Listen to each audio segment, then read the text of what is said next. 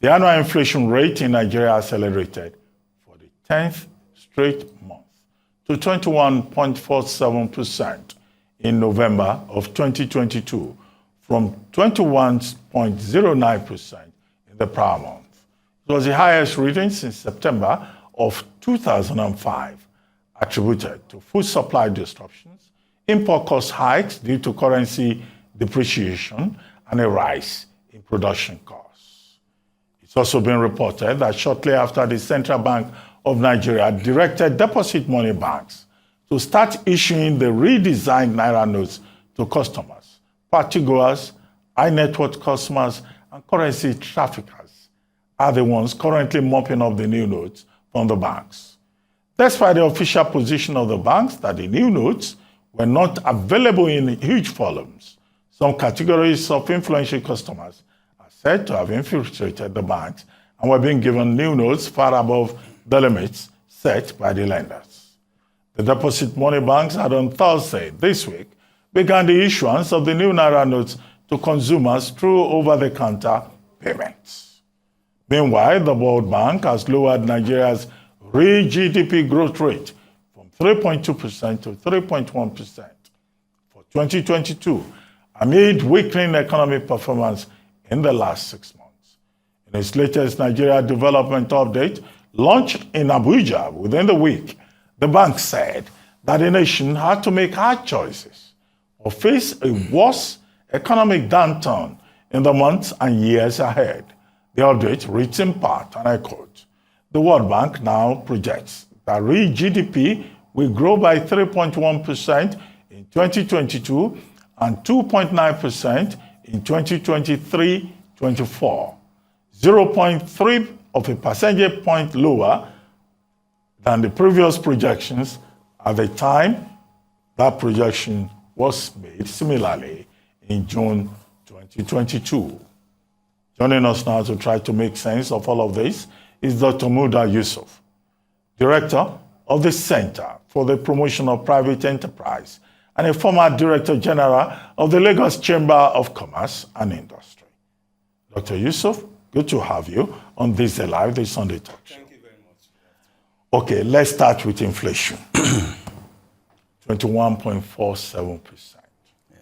There are persons like Professor Anke of the Johns Hopkins University who have argued that, in fact, the figure we have been given is just an estimate.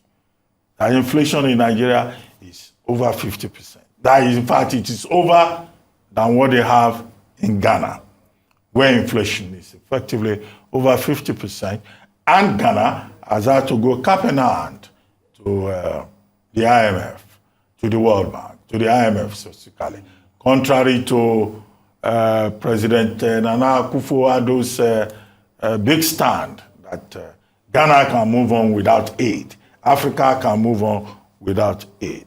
So, how bad is the situation in Nigeria? Some people have said it is because of Christmas. But that figure says November 2022, not December. So is the figure up because it is Christmas, or there are other specific reasons like currency depreciation, over-reliance on importation are responsible for this growth in inflation? Yeah, thank you very much. Quite a number of factors. And I agree with the position that the inflation situation is much worse than what the official numbers are telling us. Anybody who is familiar with the trend of prices in the Nigerian economy, particularly in the marketplace, will agree that over the last 1 year, quite a number of prices have doubled. Some have gone up by as high as 50%. And when we talk about inflation, inflation is the rate of increase in prices. So when we talk about the cost of services. And the cost of services, yes. So when we talk about 21.47%, that means that what you bought maybe 1,000 naira a year ago is now 1,127, which is an understatement, because we have seen cases like food items, gas, diesel, and all of that, where prices have doubled. So the situation is really very, very bad as far as inflation is concerned. And if you talk about the impact, because if you talk about the World Bank and the issue of poverty, if there is anything that has had a most devastating effect on the welfare of citizens, it is inflation. Right now, a few years ago, we were talking about 30,000 minimum wage. Today, what is that 30,000 what? We convert it effectively to dollars, we are talking about less than $50 in a month. You know? So that shows how worthless the situation has been. A number of factors have been responsible for this situation. The factors are not new. They have been with us for quite a while, and some of them you have also alluded to. The first, of course, is the cost of energy. Energy cost has gone up significantly. If you start with the cost of diesel, over the last 1 year, we have seen the price of diesel almost gone up by almost 100%. So for those who use diesel for purposes of production, you can imagine the impact of that on their production costs. You also use diesel a lot for transportation. Most of these trucks that we use for purposes of logistics, to move raw materials, to move finished goods across the country, to bring agricultural products from the north to the south and vice versa, and all of that. All of these trucks are running on diesel. So all of this are putting a whole lot of pressure on costs. And of course, because business people are not in business for charity, this cost will have to be passed on to the consumers. Another major factor which we also mentioned is the exchange rate situation. The exchange rate situation has been extremely bad, and it has had a very serious effect on prices over the last few years. And unfortunately, it's not abating. It's part of the fact that we are supposed to be reaping a whole lot of benefits from crude oil, now that crude oil prices have been high for some time. So the exchange rate pass-through is a major factor because of the effect it has on imported raw materials. There's also the effect on imported products, effect on production costs, a whole lot of things that are affected by the exchange rate, whether we are talking of those in real production or those in services. Then, of course, we have the challenge of insecurity. That challenge is still there. It has not gone away, even though we have seen a lot of impact in terms of what the government is trying to do. But the challenge is still there. Many farmers can still not go to farm. Many of them are still in IDP camp and all of that. So that is affecting food production. And to that extent, quite a number of farmers cannot go to farm. And almost 80% of what he eats in this country are produced by these local farmers. So that is also an issue. Then we have the fact of the liquidity injection through the CBN financing of deficits. That's what you call the ways and means. This is a major source of liquidity in the economy. So when the CBN talks about mopping up liquidity in the banks and all of that, some of us argue that perhaps the biggest culprit as far as this liquidity injection is concerned is the central bank itself. Cumulatively, the total amount of ways and means that have been pumped into the system to finance the deficit is well over 20 trillion as we speak. Then, of course, there is the issue, there is the global factor. I mean, we know what is happening in Ukraine, Russia, and all of that. And the way that has been, creating inflationary challenges across the world. So there's also the global dimension to that. Then there's also the fact that in many of these advanced economies around the world, there's a tapering of the monetary easing. There's a lot of tightening of monetary policy, which is also strengthening these international currencies, particularly the dollar and, of course, the pound sterling. And the stronger they get, the weaker our own exchange rate gets. So it's a whole lot of factors that have been responsible for this. But the bulk of it are actually on the supply side, of the economy. So we need to focus a lot more on the supply side. And that was why we were saying that if you have inflation, the thing to do is not to rush to tightening of monetary policy, raising MPR, increasing CRR. That has not solved any problem. Well, I mean, good point, Dr. Yusuf. But, okay, just before I go to the next question, I hear that the match between Argentina and France, Yes. Argentina has scored a second goal Wow. through Di Maria, Wow. assisted again by Lionel Messi, who is Wow. making history. But it's probably too early to call it for France, because you never know what It's gradually slipping off their hands. But to go to the point you made about insecurity, Yes. how that is a major challenge with regard to inflation rates. The disaggregation by the Bureau of Statistics shows that Ebonyi State has the highest inflation rate, if you do it state to state inflation. Now, followed by Kogi, and then Rivers State. Now, this Ebonyi is in the south, Rivers is in the south. You probably expect that the northern states should be more affected by this challenge of insecurity that you talk about, given what we know. But that is not the case. In fact, the best performing states with regard to inflation are in the north. How do you explain that? You see, the bulk of some of these food items come from the north. Even with the challenges of insecurity, we still have pockets of agricultural production taking place. We also have a few of these commodities coming from neighboring countries, into Nigeria. A lot of that is also happening.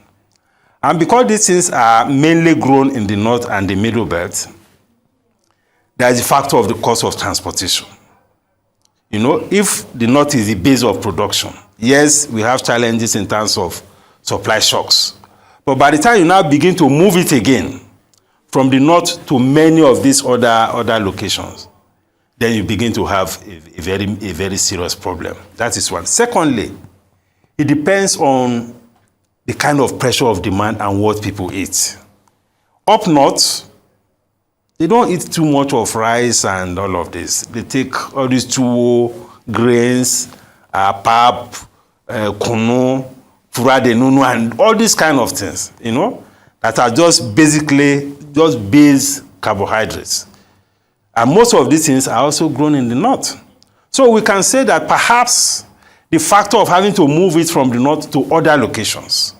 Because when you talk of tomatoes, pepper, onions, not much of that is consumed in the northern part. Even beef, all these cattle, a lot of these things have to come to the south. So by the time you factor the cost of transportation into it, I think that may be a major issue. Okay, you talked about the CBN and the Monetary Policy Committee. You said tightening monetary policy may not have. We've seen the Central Bank of Nigeria through the MPC, the Monetary Policy Committee, tightening policies and raising, the basic rate, as is the case in other parts of the world. But you say that has not worked. Well, some other analysts have said that's because of money supply. The CBN itself admitted that with 3.2 trillion in supply, 3.2 trillion naira, and 2.7 trillion of that being outside the bank vaults, that it was necessary to call in the money outside. Hence, they redesigned the naira notes. But are you saying that even redesigning the naira note may not work and creating a threshold of withdrawal limit, which the lawmakers have opposed? Governors are also saying they don't agree. Well, I think we need to interrogate a number of issues around this whole idea of redesigning or the recoloring of naira and the withdrawal limit. First, we must recognize that cash is part of money, but not all money components are cash. Cash component of money is just about 6%. So if cash component of money is 6%, and that component of cash that is outside the system is just about 5.5%, what that is telling us is that over 90% of money is still within the banking system. Because money includes cash, it includes demand deposits, it includes what we call quasi money. So the bulk of the money is still within the banking system. So sometimes we tend to get this. You can see the slide on the screen. You can see the cash component of money. That is 2.8 trillion outside the system. You can see demand deposits. That is 18.5 trillion. You can see quasi money. That is 29.3 trillion. So the bulk of money is still within the banking system. So I don't see what the issue is. If you have 80% or so of cash outside the system, the cash you print, is it supposed to be within the bank or outside the bank? What is the purpose of cash? It's to be spent. It's just like arguing that 90% of ATM cards are outside the banking system. Where are the ATM cards supposed to be? Are they supposed to be within the bank or outside the bank? Or you say practically all the checkbooks are outside the banking system. So we need to get these things properly. What matters is the totality of money supply. Cash component of money supply is just about 6%. The other components of money are within the banking system. So if you are talking about, trying to tweak some variables within the money supply equation to influence policy, inflation, and all of that, it is not the cash. And there's also a statistic which you can also see on the screen there. Cash, because one way to measure the cash dominance in any economy is to look at cash to GDP. That's currency to GDP ratio. That is what you have on the screen there. Currency to GDP ratio, when you look at it, Nigeria is doing extremely well. You can see Nigeria very top on the chart there. That means when you compare the amount of cash you have in this economy to our GDP is about 180 trillion. We are talking of a cash of 2.8 trillion. It's not so significant. So all this talk about having too much cash is not supported by data. Because you need cash to service an economy. And when you look at this metric of cash to GDP, we are doing even better than many other economies, including the advanced economies. Okay, Dr. Yusuf. So it's really a whole lot of waste of resources and time and dissipation of energy, and we have more important things to do, for goodness sake. Only recently we were downgraded by Fitch. We have been downgraded by Moody's. We were downgraded by S&P. All of these have significant implications for the economy. The capacity to attract investment, the capacity to raise funds outside the country. We are now seen as a high credit risk economy. These are more important things for the CBN to be dealing with. You see what is happening to the exchange rate? You refer to the World Bank report. Part of the issues they raise has to do with the volatility of the exchange rate, all the distortions happening in the market, the illiquidity in the system, the challenges with our fiscal positions. And there are all sorts of problems, all this wide margin between the parallel rate, the official rate, and all the corruption that is associated with that. These are more important things to address, for goodness sake. Issue of cash outside this is a completely non-issue, as far as I'm concerned. Okay, you are saying that tightening monetary policy is not the way to go. Are you recommending for Nigeria the Japanese model? Because the Japanese, they say no, they are not. They've been very careful. They don't want to tighten basic rates. Turkey has refused to tighten basic rates. But inflation in Turkey is almost at the same level as inflation in Sri Lanka, in the 80% range. But if you look at the US Federal Reserve, the Bank of England, and the European Central Bank, they are tightening rates because they say that is the orthodoxy. Why should Nigeria go against the mainstream orthodoxy? You see, we need to relate to peculiarities of an economy when we deal with these issues. You use monetary policy instruments for an economy that is interest rate sensitive. Domestic credit, let me also relate to data here.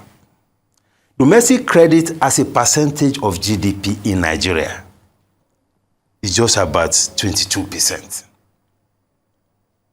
Domestic credit as a percentage of GDP in some of these other countries you are talking about is well over 100%.